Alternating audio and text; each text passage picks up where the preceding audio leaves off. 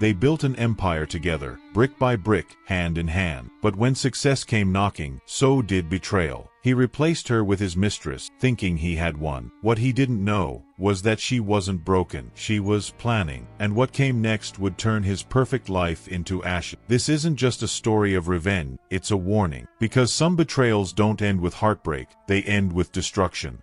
Emma had previously thought of the intimacy of marriage, as well as the common dream she had helped create from the bottom up, as a sacred union. She and her husband began years ago with just ambition and a shared vision. By means of sleepless nights, unrelenting negotiations, and great sacrifices, they transformed that vision into one of the most esteemed companies in their sector. Emma had given the business every bit of her intelligence, imagination, and loyalty, since she knew her commitment would always be matched. She would also learn, though, that loyalty was a currency not everyone valued equally. The treachery came with a forceful public statement rather than warning signals. Standing there, her husband, her partner in every sense, he said without regret Emma was leaving. His new partner, a younger lady groomed and poised, the mistress Emma never even suspected would take over in her stead. There was no opportunity to process or fight, no private talk, just a chilly, deliberate action carried with a haughtiness and the weight of long-prepared legal paperwork. He considered her likely to fall. He expected wrath, tears, maybe even a public outburst that would denigrate her and validate whatever story he was now creating behind closed doors. His expectations were not for her quiet. Emma had been created in fire, not broken by flames. He did not know this. She went silently because she knew that getting retribution called for patience, not because she had accepted loss. Emma showed little enthusiasm for a theatrical moment or a brief ego blow. She wanted to, piece by piece, the way he had destroyed hers, demolish his whole universe. And she had something he had missed in his conceit: years of knowledge, access, and secrets hidden deep into the basis of their empire. She started by separating herself from the social circles they used to control jointly. Whispers filled the emptiness, some mocked, some pitied her. Emma wasn't concealing, though. She was in studies, watching, computing. She was aware of the company's shortcomings, as well as the dangerous financial shortcuts her husband had taken when he thought nobody would challenge him. She had assisted to bury some of the skeletons, hence she knew where they were buried. Unlike him, though, she recalled every detail. She started gathering quietly. Records, letters, documents, videos, stuff she knew at the beginning, stuff he never bothered to delete since he thought she would never turn on him. She was simply the forgotten, irrelevant, discarded wife after all. He mistook her determination for less. Months went by and Emma, now under observation, hired a covert but very talented legal team. She fed them every strand of dishonesty, every ethical transgression, every proof positive evidence of deception. They developed a casing that was explosive rather than only airtight. She also deliberately revealed small controversies to the media at the same time, enough to cause speculations and make investors nervous. The stock of the corporation vacilled. Questions started to wash across the boardroom. Still, the whole storm had not yet materialized. Her husband, meantime, delighted in his new life. At events Emma once sponsored, he flaunted his mistress, now exhibited as his brilliant business partner. They praised their fresh start, all the while the business started to display minute flaws. Too preoccupied with the illusion of power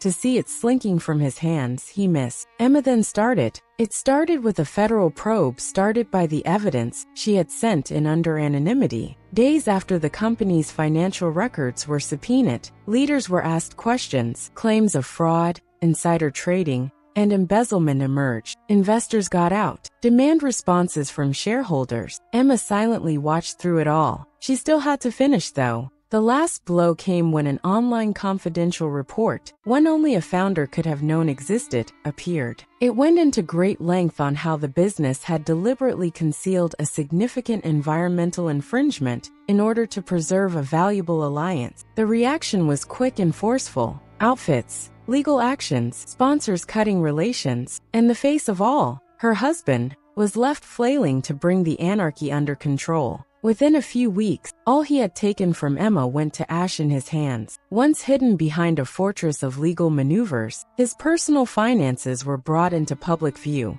There were confiscated luxury residences, froze accounts. Also the mistress? She disappeared the instant the scandal touched her fancy heels. That left him with nothing. Not the firm, not the riches, nor the woman. Emma stayed away from reaching out. She neither glowed or challenged him. No closure was given or final words. This dealt with consequence rather than catharsis. He had betrayed not only her love, but also her confidence, her daily life. And that price for betrayal was something else. From a distance, she watched as media sources turned him into a warning story, and he dropped from favor. In quick time he had gone from revered CEO to disgraced fraud. Once acclaimed, the same circles now murmured behind his back. Friends started to seem to be strangers. Allies went away. The empire he pilfered came apart. Emma, on the other hand, emerged, not as a victim but as a power. She launched a fresh business that grew best on openness and creativity, supported by the very investors who had left her husband's sinking ship. Her company sprung rapidly from the past. Her narrative evolved into one of resiliency,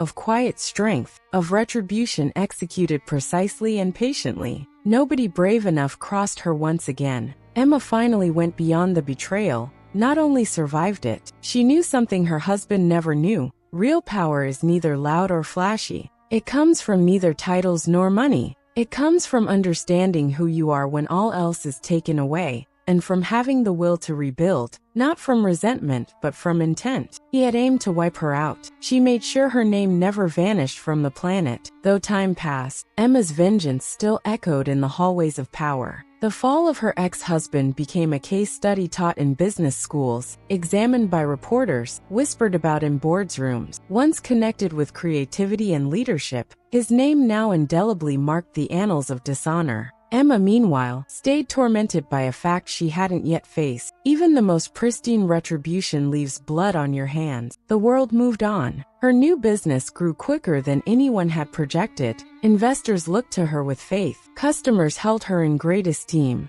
Emma felt something she hadn't expected behind the polished surface, though. A restless nature that would not go away. She had turned on the man who had deceived her. But in the process she had developed a part of herself that didn't really fit her former self. She had grown more remote, more keen, always one step ahead, never totally at ease, never totally trusting. Something odd came to light during a standard financial audit of her new business. A little discrepancy in a vendor's contract connected to an overseas shell company. Emma had learnt to search for shadows where others saw light, even though most CEOs would not have seen this kind of thing. Quietly avoiding her executive team, she followed the trail until it brought her to something surprising: the name of her ex-husband. Using aliases, offshore companies, and middlemen, he had somehow rebuilt himself into the game in spite of lawsuits, media frenzy, and loss of everything. He was not reconstructing a kingdom, not right now. He was, however, gently and meticulously sliding bits across a fresh board. Emma felt the cold sweep through her.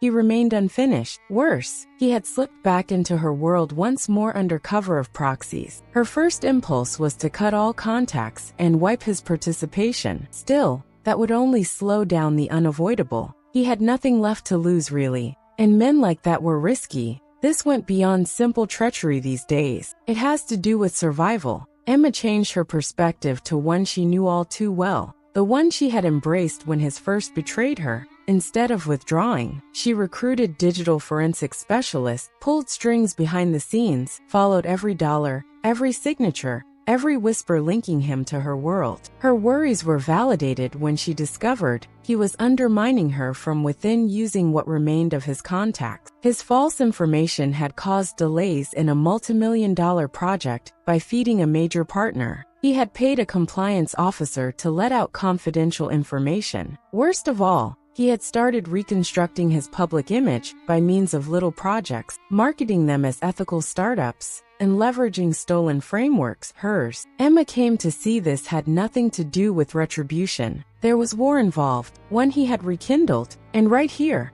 I've got to ask you something. If you were in Emma's place, knowing someone had betrayed you so deeply, then crawled their way back into your life through shadows, would you strike first again, or walk away for good? Let me know in the comments, because trust, once it's broken like this, can it ever really be rebuilt? If you've been caught in something like this, friendship, love, business, I want to hear your take. Let's see how many of us would do what Emma's about to do. But she was not the same lady he had sought to eradicate. Public humiliation or publicity were not necessary to destroy him this time. She would damage him from the inside out, so gently that by the time he noticed he would be standing on ruins once more. But this time without even the illusion of control. Her agenda started with false information. She delivered well-written reports to his associates, leads with purchase targets, investment possibilities, and alliances. But they were poisoned. Every action meant to draw attention to him or expose legal risk, financial loss. The shell corporations started to fall gradually. Governments halted accounts, turned on each other, collaborators did, and the story of his comeback crumbled. But something unanticipated occurred just as triumph seemed within grasp. One of her own executives, a man she trusted, was found cleaning money, and that was not any ordinary money. It passed via the same international network linked to her ex-husband. Emma's new legacy, her company,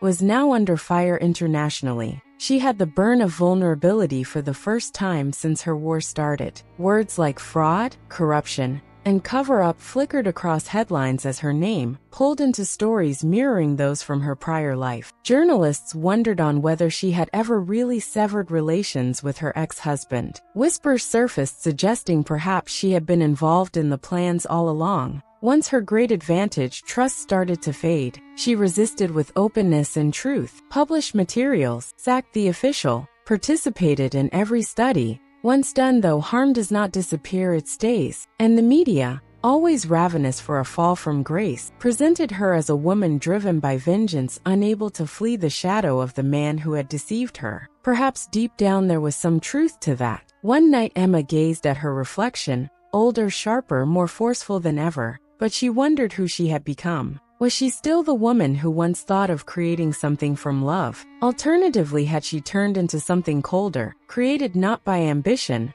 but by the necessity to win at all means? She understood then that the actual cost of betrayal was not only the loss of her husband. That was the change it pushed upon her. She has survived indeed. She had overcome. But in doing this, she had turned into a weapon. And weapons are designed to destroy. Her last action was one of walking away, not a news release or a courtroom triumph. Emma secretly and quickly sold her company, giving a rising star she had coached covert control. She turned down offers of interviews, ignored proposals to write a book. She disappeared from the limelight not out of guilt, but rather because she had nothing left to validate. Her ex-husband, meantime, stayed caught in the cycle he had created, desperate to reconstruct, permanently damaged by the battles he started. The globe no longer gave his redemption any thought. They have progressed on. He hadn't, however. He couldn't. Emma discovered peace in her own release, not in his downfall. Retaliation had a price in the end. Walking away, though, that was extremely valuable. Emma's story proves that revenge isn't always loud. Sometimes, it's quiet, precise, inevitable. But what happens when the one betrayed is already 3 steps ahead? Meet Olivia, the woman who let them think they won. Let them spend, lie, and celebrate, all while she watched. And when the moment came, she made sure they lost everything. Watch next to see a new kind of revenge unfold. Leave a like and subscribe if you enjoy. See you in the next story.